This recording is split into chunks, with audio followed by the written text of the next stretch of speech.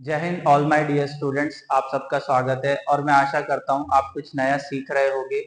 और जो हमारा करंट अफेयर चल रहा है आप सब लोग देख रहे होंगे, ज्यादा से ज्यादा शेयर और लाइक आपको करना है, ये आपको पता है। दूसरी चीज क्या करना है आपको, जो हिस्ट्री की एनसीईआरटी चल रही है, जो हिस्ट्री की एनसीईआरटी चल रही है 6, फिर उसके बाद चलेगी 7 की, फिर 8, फिर 9 और फिर 10, फिर ऐसे ही 11 की भी चलनी है और 12 की भी चलनी है। तो इसमें लगेगा इनफ ऑफ द 1 ईयर, 1 साल से ज्यादा का समय लगेगा। क्योंकि देखो 1 हफ्ता होता है मेरे पास, 1 हफ्ते में करंट अफेयर भी निपटाना होता है, प्लस बायो के भी टॉपिक लेने होते हैं, उसके साथ आपका हिस्ट्री चल रहा है और इसके साथ मैं इनिशिएटिव करूंगा पॉलिटिकल साइंस का। ज्योग्राफी मैंने 9th प्लस 10th की ज्योग्राफी खत्म कर दी है, तो प्लीज आप वो भी विजिट कर सकते हैं। 9th और 10th की ज्योग्राफी कंप्लीट हो चुकी है, तो प्लेलिस्ट हर चीज की बनी हुई है, आप बस जाके विजिट करिए और ज्यादा से ज्यादा वीडियो को शेयर कीजिए, ठीक है। अब दूसरी चीज आ जाती है कि मुझसे कनेक्ट कैसे होना है। It's my WhatsApp number, you will be message easily and connect with me. Any mentorship you want then I will be there, ठीक है। आपको कोई भी डिफेंस एग्जाम की तैयारी करनी है, चाहे एनडीए हो, चाहे सीडीएस हो, चाहे सीएपीएफ हो, आई नीट हो, एफ कैट हो, ठीक है। तो आप कोई भी डिफेंस एग्जाम की आप तैयारी कर रहे हैं, मुझसे इजीली जुड़ सकते हैं और मैं आपको पर्सनल मेंटोरशिप प्रोवाइड करूंगा। लाइन बाय लाइन इसलिए पढ़ा रहा हूं क्योंकि ये सब एग्जाम में कहीं ना कहीं रिपीटेटिव क्वेश्चन बने, और आईएएस जैसे एग्जाम में भी जो यूपीएससी ही कंडक्ट करता है उसमें भी क्वेश्चन यहाँ से बने 6 क्लास की एनसीईआरटी से। तो मैं यही आशा करता हूं कि आप अच्छे से पढ़ेंगे। अगर आप अच्छे से पढ़ेंगे तो डेफिनेटली डैम श्योर आपका सिलेक्शन होगा। सर आपको क्या करना है, बस आराम से पढ़ना है और संयम से पढ़ना है। जब तक आप आपका संयम आपके साथ नहीं रखेंगे तो सिलेक्शन होना थोड़ा सा मुश्किल हो जाएगा।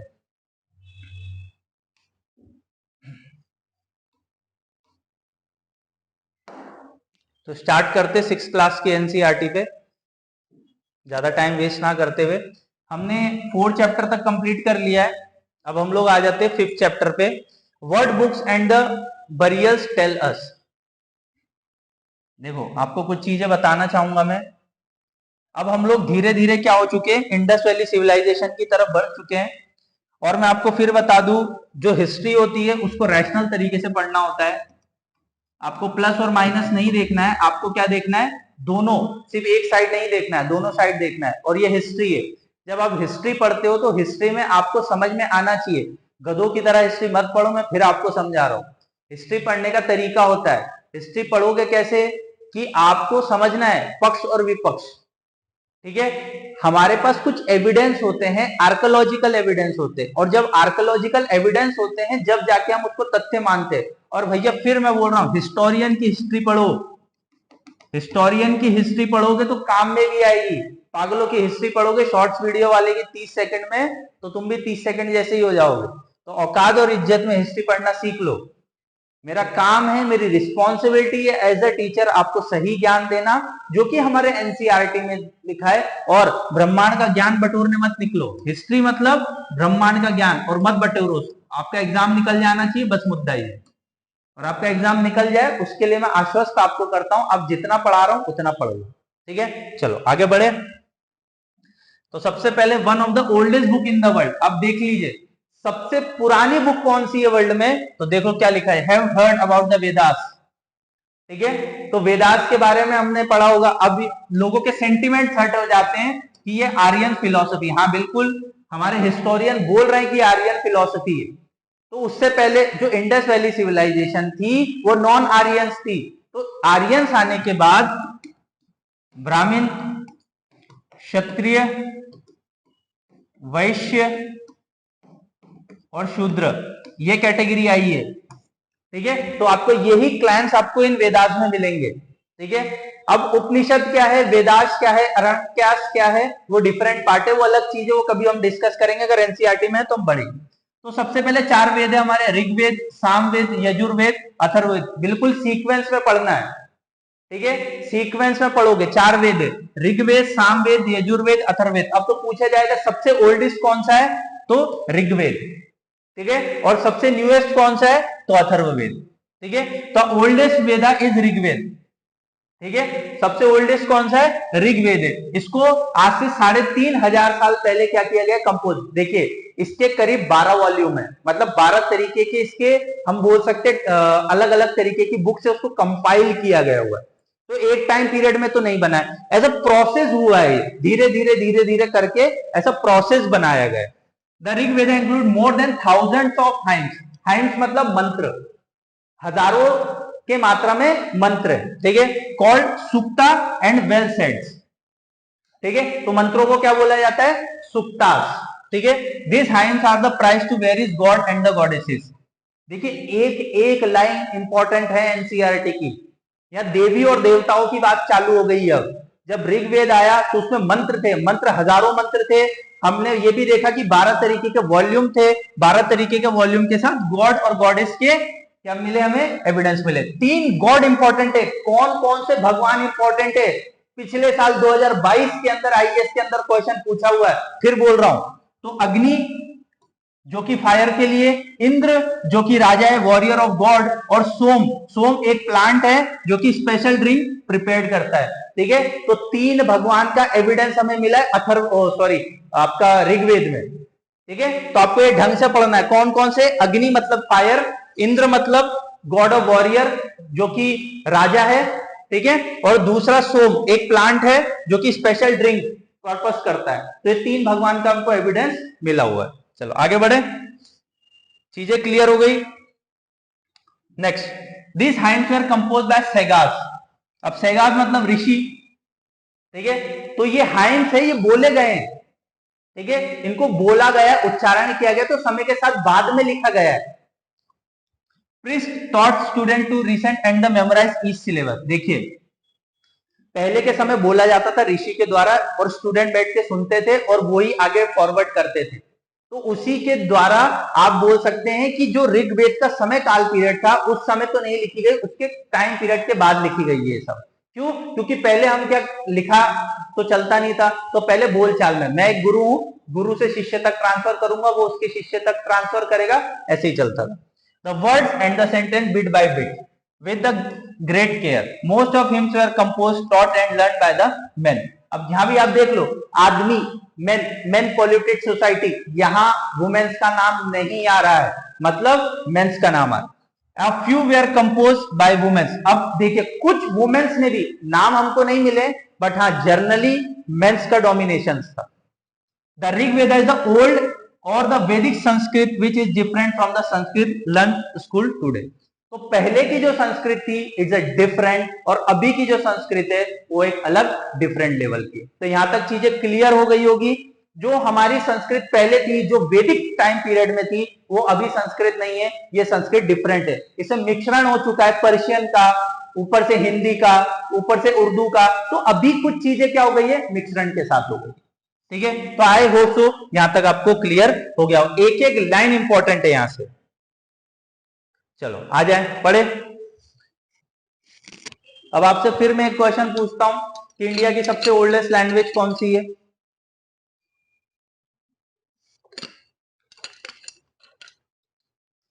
इंडिया की सबसे ओल्डेस्ट लैंग्वेज कौन सी है?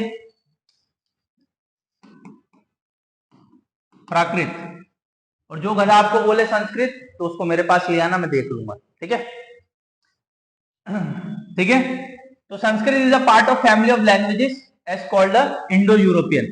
तो फिर मैं बोल रहा हूं कि संस्कृत मिश्रण है कौन सी भाषा का? इंडो यूरोपियन का। तो आपको यही पढ़ना है जो एनसीईआरटी ने बोला है, ज्यादा ज्ञान ना बटोरना फालतू का। Some Indian language such as Assamese, Gujarati, Hindi, Kashmiri, Sindhi, Asian language such as Persian, many European language such as English, French, German, Greek, Italian, Spanish belong this family. तो देखिए अगर संस्कृत की बात आ जाती है तो इंडो यूरोपियन है, तो इंडो यूरोपियन है मतलब ये सब भाषा का मिश्रण दिख रहा है आपको संस्कृत के अंदर। समझ रहे हो आप कि ये सब भाषा का आपको मिश्रण दिखेगा। They are called the family because originally they word are common. Generally आपको वर्ड क्या मिलेंगे? कॉमन मिलेंगे। जैसे कि वर्ड मात्र मतलब मात्र, मात्र मतलब माँ, माँ मतलब हिंदी में माँ बोला जाता है और इंग्लिश में मदर बोला जाता है। तो सीधा और सीधी भाषा में देखा जाएगा मात्र संस्कृत में, माँ हिंदी में और मदर इंग्लिश में।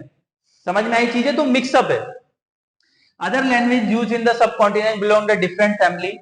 This used in the northeast belong the Tibet Burman family. Tamil Telugu Kannada Malayalam belong the Dravidian family. बिल्कुल बोल रहा हूं फिर मैं, ध्यान से सुन लेना. कन्नड़, तेलुगु, तमिल और मलयाली ये द्रविडियन भाषा है. ये द्रविडियन भाषा है और Dravidians are the original of Indian subcontinents. ठीक है, तो आपको ये चीज पता होना चाहिए. और language spoke in Jharkhand and the part of central India belong the Austro Indian. 2022 के अंदर सीडीएस के अंदर पूछा गया क्वेश्चन. ठीक है, क्या पूछा गया है? सेंट्रल इंडिया में कौन सी भाषा है और कौन सी फैमिली की भाषा है? ऑस्ट्रो एशियाटिक फैमिली से.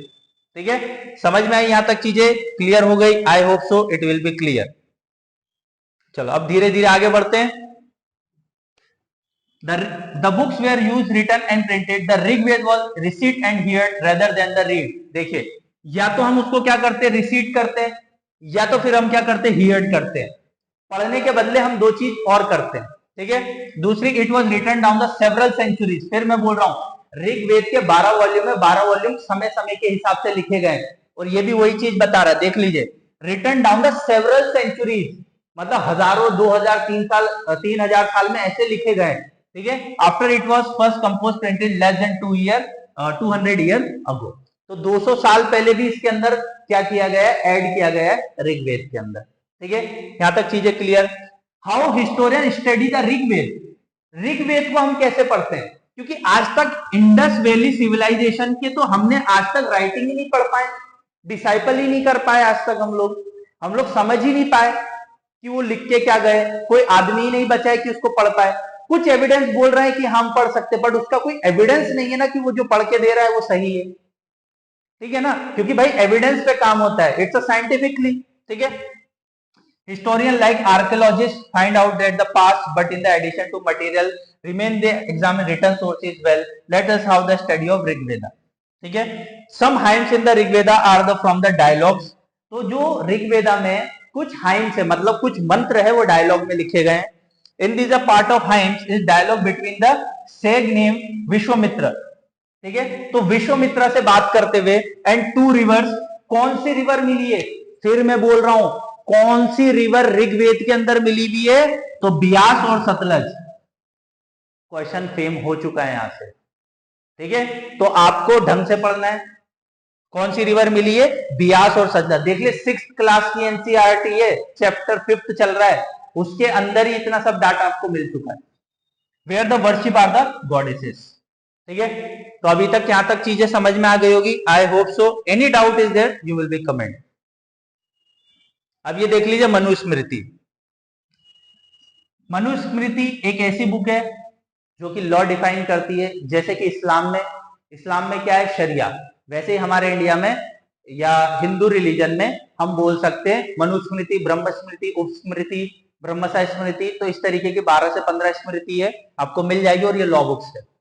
तो page of Manusmriti from the Rigveda. Manusmriti of the Rigveda bridge mark was found in the Kashmir. कहां मिली है? कश्मीर के अंदर, 150 साल पहले. Prepare for the earliest printed text of Rigveda. ठीक है, आगे बढ़े. तो यार ये भाषा तो मुझे पढ़नी आएगी नहीं, तो हम आगे बढ़ जाते हैं. आप लोग पढ़ लीजिएगा फिर, इतनी भाषा तो मुझे आती नहीं पढ़नी. Vishwamitra, O river, come from the mountain like the swift horse, like the two shining cow and the calves. यहां से कुछ क्वेश्चन फ्रेम नहीं होगा. तो विश्वामित्र क्या बोल रहे हैं, अब उसकी बात करते हैं. Other river specially the Indus, other tributary and the Saraswati and the name of hymns the Ganga and the Jamuna named only the ones. Question बन चुका है. कैसे क्वेश्चन बन चुका है कि गंगा और जमुना कितनी बार आपको उच्चारण करने को मिला है ऋग्वेद में? तो मात्र 1 बार. तो आप जान सकते हो ये तो अभी हमारे लिए सेक्रेड रिवर बनी है. क्या? गंगा और यमुना. तो पहले कौन सी थी हमारे वैदिक काल में? तो हमको ज्यादातर मिलती सरस्वती. और उसकी ट्रिब्यूटरीज कौन सी? बियास और सतलज, जो हमने पहले पढ़ी है. बियास और सतलज और सरस्वती. सरस्वती का आज कोई एविडेंस नहीं है अपने पास, बट हाँ गंगा और यमुना हमको अभी मिली ही है. ठीक है, तो अब ये थोड़ा सा पढ़िएगा, कुछ ज्यादा है नहीं, और यहाँ जो इंपॉर्टेंट था मैंने समझाने की कोशिश करी है. ठीक है, अब आगे वाले उसमें रिवर्स वगैरह भी बताइए, वो भी आपको पढ़ना है।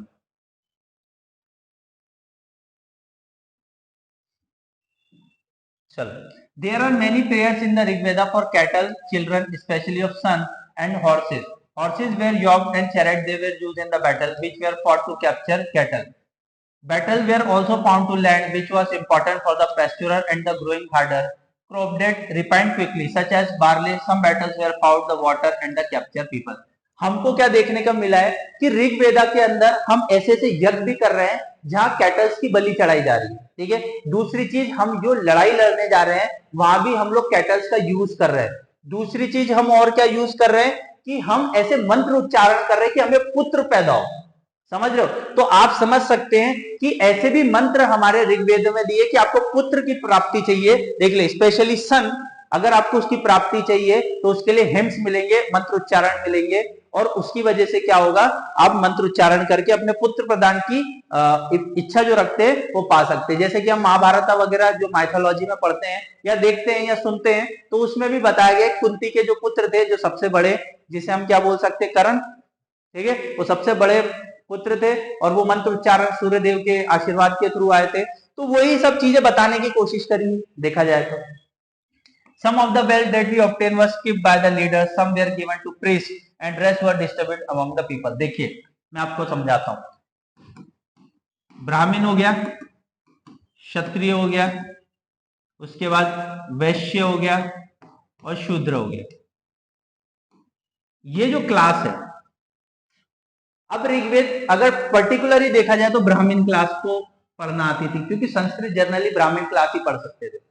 तो ब्राह्मण क्लास क्या कर रहे हैं, मंत्र उच्चारण कर रहे हैं। मतलब कोई फ्री में करेगा क्या? आज भी देख लो, आप कोई पंडित आपके घर में मंत्र उच्चारण फ्री में करेगा? नहीं, तो कुछ तो मांगेगा। या तो चाहे तो कैटल वेल्थ मांग सकते, मतलब मुझे गाय बकरी दे दो, 100 दे दो, 200 दे दो, 500, क्योंकि मंत्र उच्चारण करे। या तो मुझे जमीन दे दो, या तो मुझे खेत दे दो। तो राजा क्या करेगा, उसको देगा, ठीक है। तो राजा कोई टेरिटरी जीतता है तो ब्राह्मण से पूजा करवा के उसको टेरिटरी दे देता है, ठीक है। और बाकी जो बचा रहता है वो वैश्य और शूद्र में आ जाता है। तो वही चीज यहाँ लिखी हुई है कि प्रीस्ट क्लास को सबसे पहले चीजें दी जाती है। प्रीस्ट क्लास के बाद जो भी वेल्थ मिलेगा सबसे पहले प्रीस्ट क्लास मतलब ब्राह्मण, और उसके बाद राजा रखेगा, उसके बाद वैश्य और शूद्र में डिस्ट्रीब्यूट होगा। समझ में आई? Some wealth was used for performing a yajnas and sacrifice which offering were made into the fire. तो यजनास का मतलब जो फायर के अंदर आहुतियां देते हैं, हम ओम स्वाहा वाली आहुतियां देते हैं, वहां भी कुछ वेल्थ हमको डालने पड़ती। वेल्थ मतलब कैटल, कैटल मतलब गाय बैल बकरी, समझ रहे हो। तो आप अगर आज बोल रहे हो सनातन धर्म, तो सनातन धर्म को आप धीरे धीरे समझना चालू करना। अब मेरी बातें कुछ कड़वी लगने लगेगी कि सनातन धर्म क्या है क्या नहीं, मैं अब क्वेश्चन मार्क उठाने जाऊंगा धीरे धीरे धीरे धीरे, क्योंकि अभी तो हम 6th क्लास में पढ़ रहे हैं। तो मैं तो जानता हूं कि भाई हम सनातन धर्म में तो जी नहीं रहे हैं, हम लोग जी रहे हैं उपनिषद वेद में, ठीक है। अब हम लोग उपनिषदिक लोग हैं, तो हम सनातन बचे नहीं है, क्योंकि सनातन में क्या चल रहा था, सेक्रीफाइसेस। मतलब क्या हो रहा था कि सनातन धर्म के अंदर क्या चल रहे थे, कैटल्स की हत्याएं, ये यजनास बोल सकते हैं, फायर में आहुतियां दी जा रही, ठीक है। तो अब धीरे धीरे चिट्ठे खुलेंगे, तो अपने सेंटिमेंट्स को बचा के रखिएगा। There were meat for the gods and the goddesses. Offering could include ghee, grain, some of the cases animals.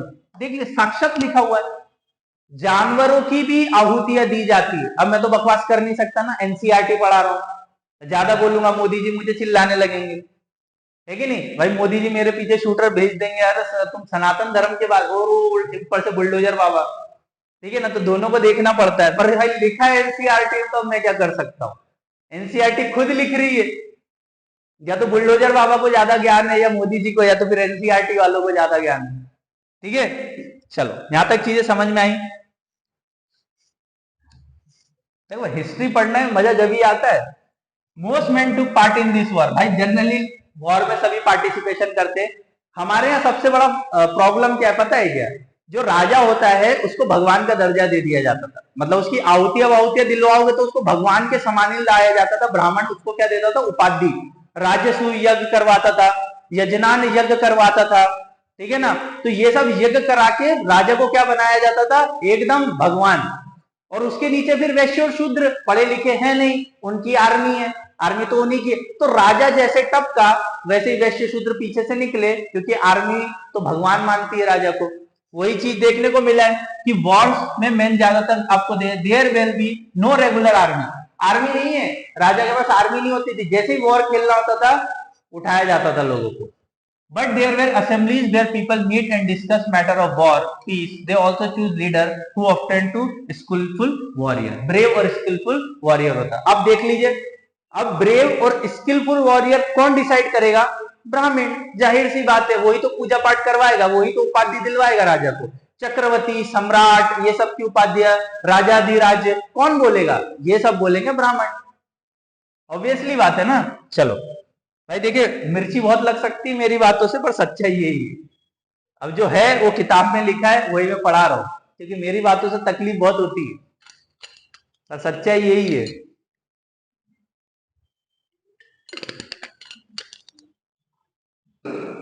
चलो आगे बढ़े।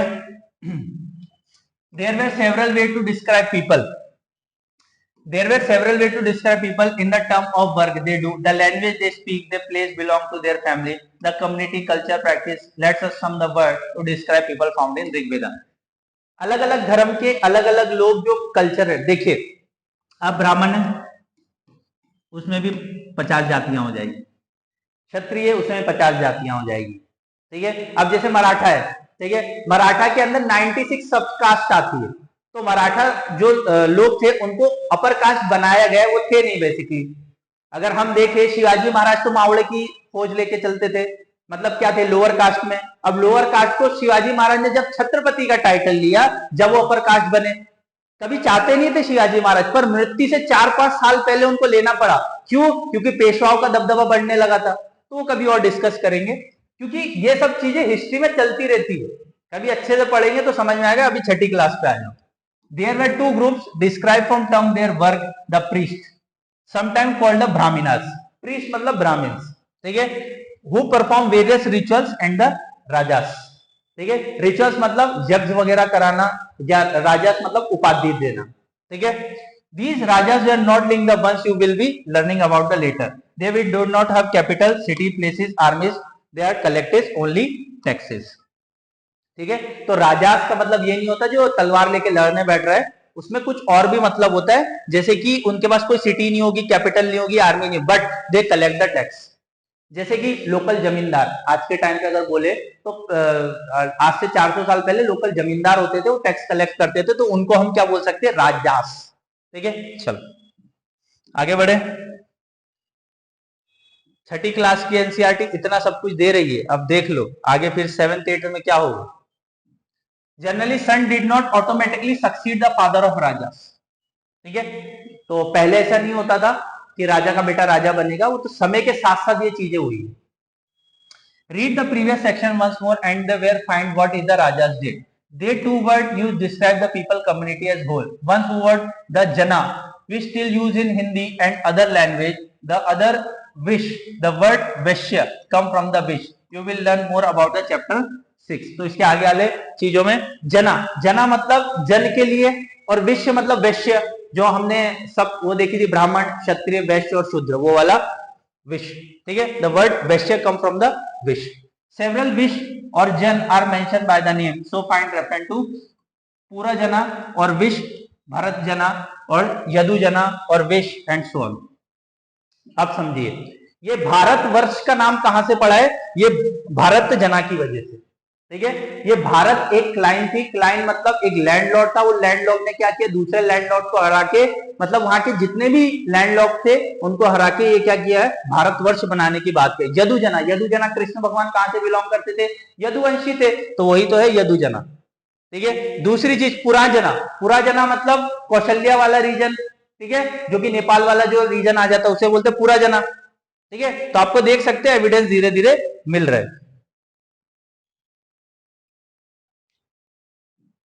Next, sometime the people who compose the hymns describe themselves as Aryas, ठीक है। जो हिम्स, जो मंत्र को describe कर रहे हैं उसको क्या बोलते हैं हम? आर्यास। द अपोनेंट दासास एंड दस्यूस, ठीक है, उनको क्या बोला जाता था? और दासास और दस्यूस, ठीक है। दासा और दस्यूस के बारे में धीरे धीरे आगे देखेंगे। There were people who did not perform sacrifice and probably spoke different languages. Later the term dasas is a feminine feminine of दसी, कम टू मीन स्लेव, ठीक है। दासास का मतलब क्या हो गया, जो बंदी होते हैं, दासास और दस्यूस माने जो बंदी होते हैं, ठीक है। Slaves were women and men who were often capture in the war. तो अब ये जो दासास और दस्यूस होते हैं, मतलब मेल और फीमेल होते हैं, इनको क्या किया जाता था वॉर में, अगर जो राजा हारेगा उसके जो लोग रहेंगे वो दासा और दस्यु बन जाएंगे, और वो क्या करेगा, उसको स्लेव मार्केट में बेच देगा या तो उससे अपना काम करवाएगा, ठीक है। They were treated as a property और देयर ओनर। यहां से आईएएस के लिए क्वेश्चन बना हुआ है, मैं आगे आपको बताऊंगा। Who could make them to whatever work they want, मतलब वो जो काम बोलेंगे वो करना पड़ेगा दास और दस्यु को, ठीक है। समझ में आ गई चीजें। While the Rig Veda bring compose to the northwest subcontinent, there were other development as well. तो ये चीजें इंपॉर्टेंट नहीं है। चलो आगे देखिए, silent sentinels the story of megaliths. अब धीरे धीरे कुछ और टर्म्स ले रही है किताब। The illustration of next page, their stone boulder known as megaliths, big stone, these were carefully arranged by people, were used to mark rural sites. The practice of erecting megaliths big 3000 years ago war prevent through the Deccan, southern India, northeast and the Kashmir. तो megalithic time period जो आज से 3000 साल पहले का time period है, उसमें हमने क्या देखा है, लोग क्या कर रहे हैं, बरियल कर रहे हैं। बरियल करने का मतलब दफनाने का काम कर रहे हैं, और दफनाने में क्या करा जा रहा है, हम ये देखा जा रहा है कि वो आफ्टर द रीबर्थ का कॉन्सेप्ट अपने पास रख रहे हैं, तो उसे हम क्या बोलेंगे कि मेगालिथिक एज, ठीक है। तो यहाँ थोड़ा सा कॉन्सेप्ट अलग घुमा दिया है, तो अब आगे धीरे धीरे बढ़ते देख सकते मेगालिथिक सिटीज है ये। Some important megalithic sites shown in the map. Megalithic can be seen surface, other megalithic burial देख सकते, standing the ground, this are only indicator that the burial beneath, ठीक है। दफनाने की हमको कहाँ मिली है, मेगालिथिक साइट में मिली है, जो कि कश्मीर है, डेक्कन वाला रीजन है, नॉर्थ ईस्ट वाला रीजन है। यहाँ तक चीजें क्लियर हुई, यहाँ तक चीजें समझ में आई। ज्यादा डिप्रेशन में मत जाओ, धीरे धीरे पढ़ो। शॉर्ट देखने को मिल रही है हम लोग को, पत्थर की शॉर्ट है। All this burial have some common feature, the dead were buried with destructive pots which are called black and the red ware. आपसे पूछा गया है मेगालिथिक साइट में जब बरियल किया जाता तो कौन से घड़े रखे जाते थे, तो ब्लैक और रेड, ठीक है। आज भी काले और रेड ही घड़े चल रहे हैं। Also found the tools are weapon, iron, sometimes skeleton of horse equipment, ornament, store and the gold. तो ये सब चीजें आपको कहाँ देखने को, ये देखिए, ये स्टोन के मिल जाएंगे आपको, कुछ आयरन के भी मिल जाएंगे, जैसे आयरन का हो गया इसके पीछे हाथ पकड़ने वाला, ठीक है। और हॉर्सेस के स्केलेटन भी मिल जाएंगे, कुछ वेपन्स भी मिल जाएंगे, ठीक है। तो फैक्चुअल डाटा है, तो फैक्चुअल डाटा को फैक्चुअल डाटा के साथ दे, ठीक है। तो वेदास के साथ इनने क्या किया, खिचड़ी पकाई है थोड़ी सी, तो हम और आगे देख लेते हैं। Finding out the social difference.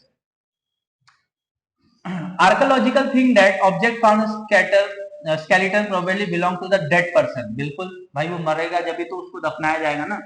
More object are found in grave than the another. Brahmagiri, hence the skeleton were buried in 33 gold beards.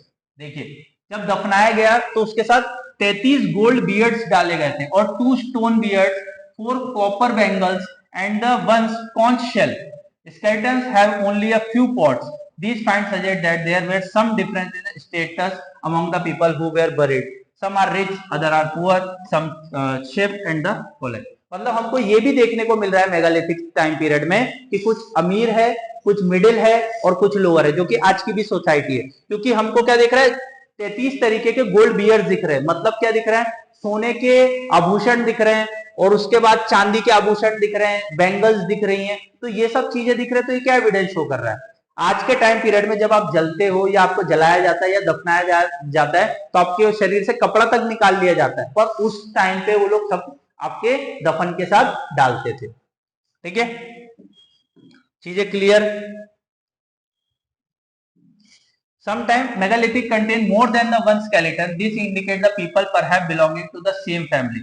मतलब एक साथ दो बॉडी को अगर दफनाया तो पता चल रहा है कि ये दोनों सेम फैमिली के, which buried the same place through not on the same time. हाँ, दोनों को सेम टाइम पे नहीं दफनाया गया, अलग अलग टाइम पे दफनाया गया, बट ये दोनों एक फैमिली से बिलोंग कर रहे हैं। This body, those died later, belong brought into the grave through the फोर्थलेस। फोर्थलेस मतलब इनको क्या किया जा रहा है, एक को दफनाया गया, उसी के साथ साथ दफनाने के लिए उसके लिए एक जगह या स्पेस छोड़ी गई है, उसे हम क्या बोलेंगे, फोर्थलेस। स्टोन सर्कल और boulder place are surface probably sink pond find the burial site. Sink ponds आप सर्च करेंगे, ठीक है। सिंक पॉन्ड्स का मतलब क्या होता है? So that people could return the same place wherever they want to do. मतलब ये क्या बोल रहे हैं कि अगर हमें एक साथ दफनाया गया तो अगले जन्म में हम वापस इसी धरती पे इसी जगह पे वापस पैदा होंगे। तो ये जो माइथोलॉजी, या हम बोल सकते हैं आज भी चलता है हमारे, कि हम जब मरेंगे तो कौन से जन्म में जाएंगे, कौन से दूसरे घर में जाएंगे, तो इस तरीके की फिलॉसफी वो लोग भी शायद फॉलो करते थे मेगालिथिक टाइम पीरियड में। अब आ जाते हैं स्पेशल बरियल है Inamgaon. It is a side of the river Ghod. तो इनाम गांव कहां मिलेगा? रिवर घोद के, ये ट्रिब्यूटरी है भीमा की। भीमा मतलब साउथ में। It was the occupied 3600 to 2700 year ago. तो आपसे पूछा जा सकता है इनाम गांव कहां पर है? घोद रिवर के किनारे, और घोद रिवर ट्रिब्यूटरी है किसकी? भीमा की। Here adult were generally buried in the ground, ठीक है। तो यहाँ क्या किया जा रहा है? जनरली लोगों को जलाया जा रहा है, बरीड किया जा रहा है, मतलब जलाया जा रहा है। Let the state with the head toward the north. Sometimes the burial were within the house and the vessel probably contained food and the water placed with their death. देखिए यहाँ डेक्कन या साउथ तरफ में लोगों को जलाया जा रहा है। दूसरी चीजें जलाने के साथ साथ क्या किया जा रहा है? उनके साथ कुछ ऐसी चीजें भी रखी जा रही है जिसकी वजह से उनका क्या मानना है कि ये अगले जन्म में जब वो ऊपर जाएगा, मतलब उसको जला दिया, ये ऊपर जाएगा तो उसके खाने पीने की व्यवस्था या नीचे से कर रहे हैं वो लोग। तो इस तरीके की सोच विचार वो रख रहे हैं। तो भाई जाहिर सी बात है वो वही लिख out state with the head toward the north, sometime burial were with in the house, मतलब घर के अंदर भी उनको जलाया जा रहा है या दफनाया जा रहा है। And vessel that probably contain food and water, मतलब खाना और पानी रखा जा रहा है उनके साथ। मतलब क्या है कि जब वो ऊपर जाएगा तो उनको क्या मिलेगा? ये खाना और पानी मिलेगा, क्योंकि ऊपर तो खाना पानी मिलेगा नहीं, तो भाई यहाँ से भेजना पड़ेगा ना। Once man was found buried in the large 4 leg jar in the courtyard, 5-room house and the largest house in the site. ठीक है, चलो आगे देखें। तो आई थिंक सो बस ये खत्म ही होने वाला है। The century of settlement, this house also had granary. The body was placed in the cross-leg positions. ठीक है, तो क्रॉस लेग मतलब उल्टा उल्टा लेटा हुआ इंसान, मतलब ऐसे नहीं बोलते क्या 90 डिग्री में लेटा हुआ, उस तरीके से बॉडी मिली हुई है। और वहां ग्रेनरीज भी मिली है, मतलब खाद्य ध्यान वगैरह भी मिले हुए, ठीक है। तो आप ये थोड़ा सा पढ़ सकते हैं, what skeleton study tell about, तो ये आप थोड़ा सा पढ़िए तो हमें भी पता चलेगा। आज भी हम देख सकते हैं there had state the human body as 360 bone. जब बच्चा पैदा होता है अप्रॉक्स 360 बोन्स होते हैं, और ये फ्यूज हो जाते हैं जब वो अडल्ट हो जाता है, तो 200 से 206 हड्डियां उसके उसमें रह जाती है, ठीक है। चलो ऑक्यूपेशन एज इनाम गांव, देखो चैप्टर थोड़ा सा बड़ा है, खींच रहा है। आर्कोलॉजिकल है फाउंड सीड ऑफ व्हीट। इनाम गांव में क्या क्या मिला है? व्हीट मिला है, बार्ले मिला है, राइस मिला है, पल्सिस मिला है, मिलेट मिला है, पीस मिला है, सीसम मिला है, ठीक है। Bones of the number of animals मिले, बियरिंग ऑफ कट मार्क्स मिले, many have used to food have also been found. तो बेयरिंग ऑफ कट्स मतलब उनकी कोई लड़ाई वगैरह भी हुई होगी जिसकी वजह से उनके कट भी शरीर पे मिले हुए हैं, और घोड़े के शरीर पे भी कट मिले, मतलब कुछ तो कुछ रिचुअल्स रहा होगा।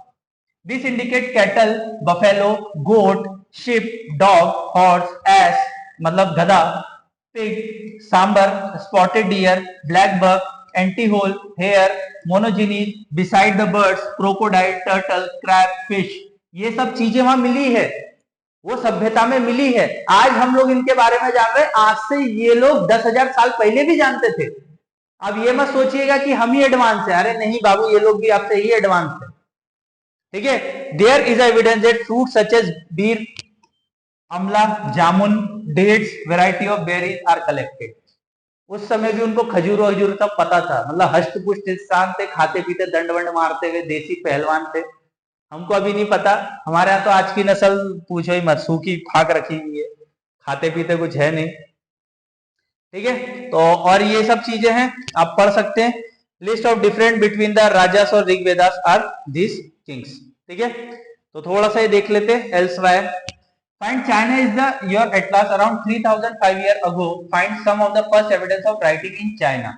तो सबसे पहले हमको वेदों से भी पहले, वेद आज से 2500 साल पहले लिखे हुए, आज हमने हम डिस्कस कर लिया। सबसे पहला ऋग्वेद मिला हुआ है, तो 2500 साल पहले मिला है, पर उससे पहले भी हमको चाइना में सबसे पहले राइटिंग मिली हुई। तो आपसे पूछा जाएगा सबसे पहले राइटिंग का एविडेंस कहां मिला हुआ है? चाइना में। This writing were animal bones, किसकी लिखी हुई है? एनिमल बोन्स की। There are called oracles bones, क्या बोलेंगे इसको? Oracle bone, because they were used to predict the future. ये लोग क्या करते थे? भविष्य को जानने की कोशिश करते थे। King got scribe to write, और ये सब bone could battle, could harvest the good, they have the sun, the bones were then put in the fire and they cracked because of the hurt, then fortunate study this crack try to predict the future। तो ये सब चीजें करते थे, तो वो सब चीजें हमको नहीं पढ़नी है, उतना आपसे कोई पूछना है, यहां तक आपसे पूछा जाएगा तो ये सब मैंने चीजें आपको बता दी है। तो यहां से यहां तक का जो पार्ट है आप उसको अच्छे से कवर करेंगे, Oracle bones and the prediction of the future. ठीक है, ये इंपॉर्टेंट है, तो मैं नोट डाउन आपको करवा चुका हूं, की नोट से आप अच्छे से लिख लेंगे। ठीक है, तो कीवर्ड्स वेदा मिला है, लैंग्वेज मिला है, हाइम्स मिला है, चैरिट मिला है, सेक्रीफाइस मिला, राजा, स्लीव, मेगालिथिस, बरियल, स्केलेटन, आयरन। तो ये सब चीजें आपको देखने को मिली है, ये सब चीजें, तो आप अब बस इसको सॉल्व करेंगे। ठीक है, ये सब चीजें आप जब सॉल्व करेंगे तो मुझे खुशी होगी, और मैं आपसे बस एक ही आशा करता हूं कि आप अच्छे से पढ़ें और आप जल्द से जल्द सिलेक्शन लें, और मैं यही आशा रखता हूं कि आप ज्यादा से ज्यादा लाइक और शेयर करेंगे और जो मेरी मेहनत है उसको सफल बनाएंगे। Thank you all.